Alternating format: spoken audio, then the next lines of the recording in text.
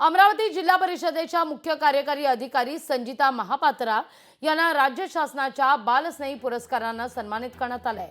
अमरावती जिल्ह्यातील दुर्गम आदिवासी भाग असलेल्या मेळघाटमधील अंगणवाडी केंद्रांना दत्तक घेऊन त्यांनी स्तनदा मातांनी स्तनपान कसं करावं याची महापात्राकडून जनजागृती करण्यात आली आहे। बालकांच्या वजन वाढीकडे सुद्धा लक्ष देण्याच्या दृष्टीने प्रयत्न करण्यात आलेले आहेत।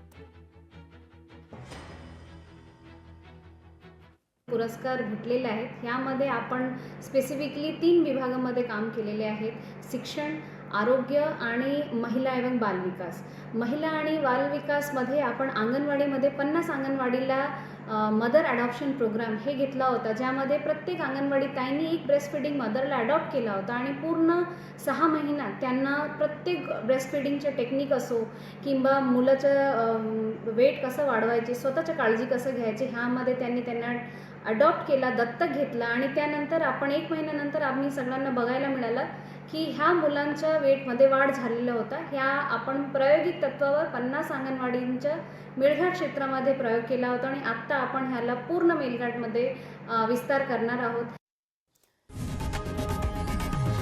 लोकशाही मराठी ऐका, पहा, जागरूक रहा।